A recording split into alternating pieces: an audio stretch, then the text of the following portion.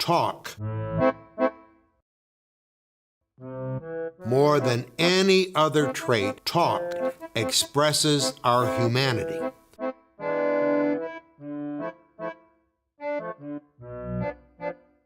We whisper to our lovers. Kiss me once. Curse our enemies. You snotty little bastard. Swear on our mother's grave. I swear on my mother's grave. How does talk then become great dialogue?